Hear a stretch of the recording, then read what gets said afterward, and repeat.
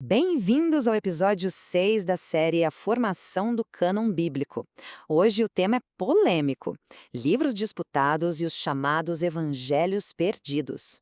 Sabe, uma pergunta que sempre aparece é: se a Bíblia é a palavra de Deus, por que alguns livros, como Hebreus ou Apocalipse, chegaram a ser debatidos? E por que outros escritos antigos, que hoje despertam tanto interesse, simplesmente ficaram de fora?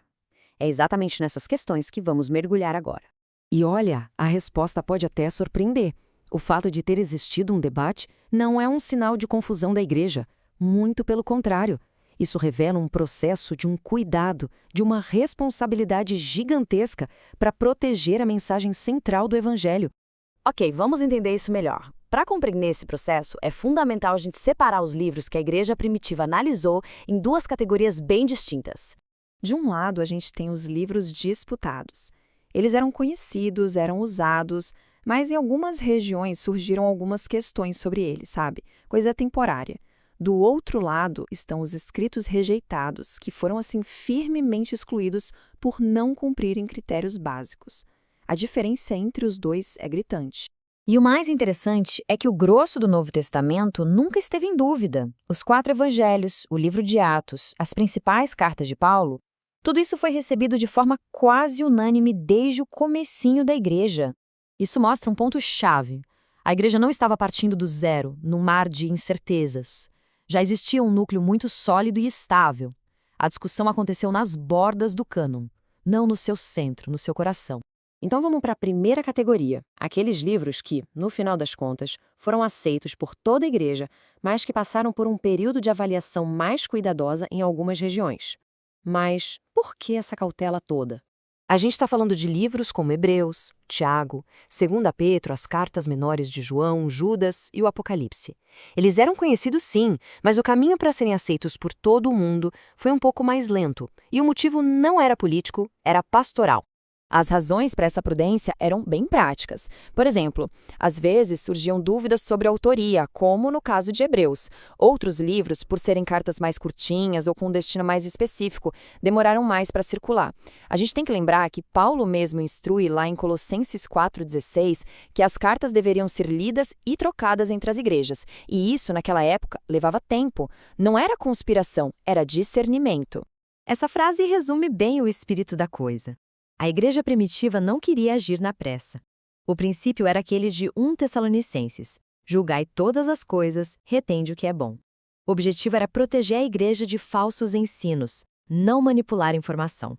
Agora sim, vamos para a segunda categoria, aquela que hoje em dia causa muito mais barulho, os escritos que foram firmemente rejeitados. São esses que muitas vezes ganham o rótulo de livros perdidos ou até proibidos. E os tais evangelhos perdidos, como o de Tomé, o de Judas? A rejeição desses textos não foi para esconder alguma verdade inconveniente, não. Foi para proteger a igreja de ensinos que não eram apostólicos e que, na verdade, contradiziam o evangelho. É que esses escritos falharam em critérios históricos e teológicos muito claros. Primeiro, a origem tardia. Muitos foram escritos só no século II ou até depois, bem depois da Era dos Apóstolos. Segundo, eram pseudônimos, ou seja, usavam nomes falsos de apóstolos para tentar ganhar autoridade. O próprio Paulo já alertava em 2 Tessalonicenses sobre cartas falsas circulando em seu nome. E terceiro, eram heterodoxos. Heterodoxo. Essa palavra significa que eles ensinavam doutrinas que batiam de frente com a fé apostólica já estabelecida. Lá em Gálatas capítulo 1, Paulo chama isso de outro evangelho. Muitos desses textos, principalmente os gnósticos, apresentavam um Jesus totalmente diferente, uma salvação baseada num conhecimento secreto e não na fé pública e no testemunho que vinha dos apóstolos. No final das contas, é simples. A verdade não precisa de máscara.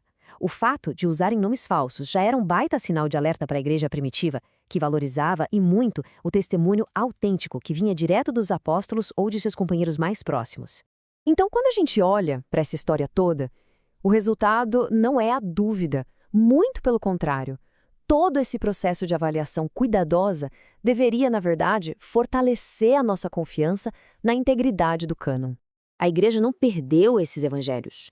Ela os avaliou e os rejeitou para proteger a fé. O cuidado em examinar os livros que geraram alguma dúvida e a firmeza em rejeitar os falsos, isso é uma das maiores evidências do compromisso da Igreja primitiva com a verdade apostólica. Todo esse processo cuidadoso protege a Igreja daquela ideia perigosa de que qualquer texto antigo serve.